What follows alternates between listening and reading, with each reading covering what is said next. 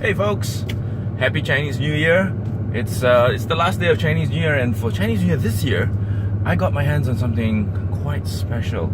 Now, this is a car that if I were to just get into it blindfolded and take off the blindfold and drive, I would swear, no way this would be a Kia. And yes, it is a Kia.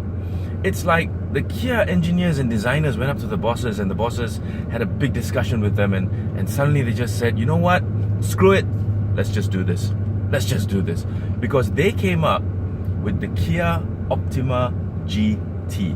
Now, the GT name has been bandied around a lot. Now, you'll have to admit, GT this, GT that, and it's kind of diluted the sense of a GT. And, you know, in strict purposes, GT stands for Gran Turismo. So, is this a Grand Tourer? Well, I'll tell you what, I'm going to let you listen to this. I'm going to put it in sport mode, which is just here. And now it's going to eco and it's quiet. Then it goes to sport. Now listen to this.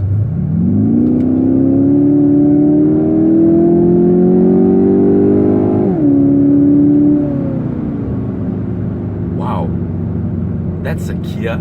I mean, could you hear that? Because that sound is super addictive.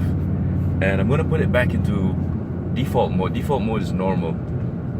And you know what, you just cruise around and it's fine. But it's like Kia decided, you know what, the hell with it. Let's make something fun. Let's make something that no one thought possible. That something, you know, that nobody would think Kia would make. But they did. It's got 252 bhp, 350 Newton meters of torque, all going through the front wheels via a 6-speed automatic transmission with pedal shifts. Now, those are the kinds of specs that you would never think a Kia would boast, but yes, it's a Kia. And you know what? It's an Optima. It's a Kia Optima. I've driven the previous generation Optima. It was a vast improvement over the first, and I don't know if you remember the first, but I do. It was long, it was wide, it was low, it was rather uninspiring. Everybody complained about the 4-speed automatic gearbox, but the thing I complained about the most was the fact that they were so staid. You know, there was nothing exciting about them.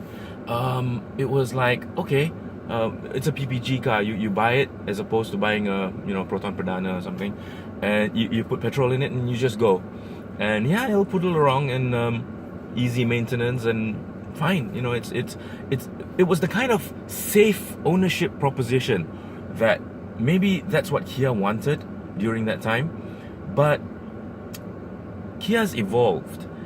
Its customers have evolved, and I think at this point in time, Kia have finally given their customers, or even would-be customers, something that they could really sink their teeth into, something exciting. I mean, first off, the interior is lovely. You can see these seats. Full leather, GT embossed right there. Semi-bucket, so they kind of hug you and hold you in place. And the drive characteristics are, you know, it's something that you would never expect a Kia to give or to impart. NVH, noise, vibration and harshness suppression, absolutely unbelievable in this car. Now, I've been driving it now for close to 160.6 kilometers, and because it's Chinese New Year, yes, I did get caught in some jams and all that. I put it in eco mode, and it just putted along, and it was really nice. There was like really nothing, and then the highways cleared, and I hit the sport mode, and immediately the revs jumped about 1,000 RPM, and this thing transformed. I mean, it really did. The funny thing is, this sound that I'm talking about, it's manufactured, it's electronic. I don't know if you can even hear it when it's on idle. Let's listen. I've never tested this, so this is the first time. Yeah, you can. Yeah, you can. But you know what? I don't know what it sounds like on the outside. So, is it just for me and the occupants? Well, I'm alone, but is this sound just for the occupants, or does it actually sound like that outside? So let's put the window down and try and listen, okay? You know what? I think it's just for the inside. I don't believe this. Hang on a sec. Oh my goodness. It's actually, you know what? It's a bit quiet outside, but then on the inside, I can hear a hell of a lot more vroom. Now, I'm going to show you this car. I'm not going to cut. I'm going to show you this car from the outside. It's crazy hot outside, okay? This is typical Chinese New Year weather. It's like fry, completely fry. So I'm not going to take very long because I don't have any head protection, as you know. So here we go.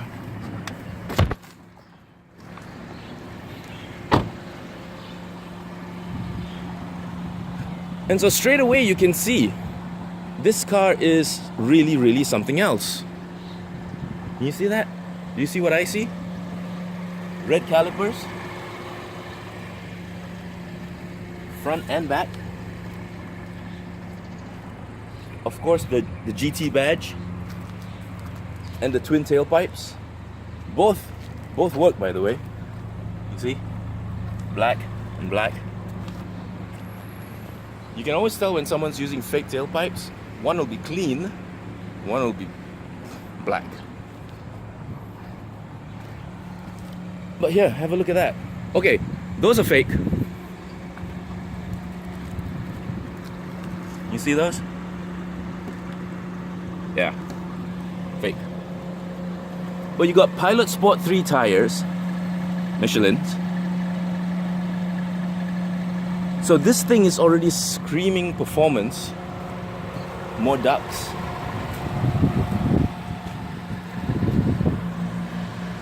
So yeah, this thing is already screaming performance even before you get in. And then you do get in.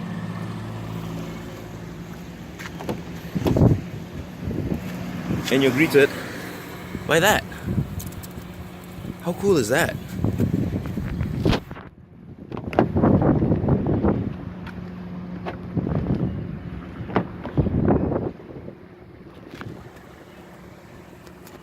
Check that out. Now this is my driving position. So yeah, more than enough room.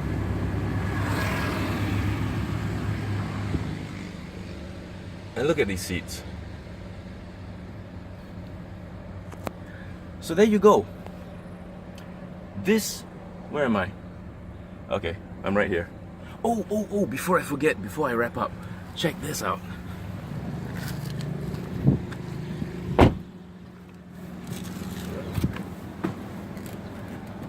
One more party trick.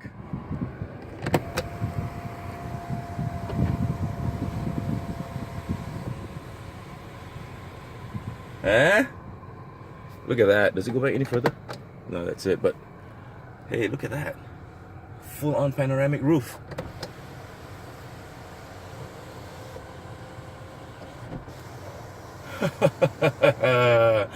Yeah, so okay. Kia has definitely upped the game. I mean, there's no two ways about it. They have definitely upped the game with this car.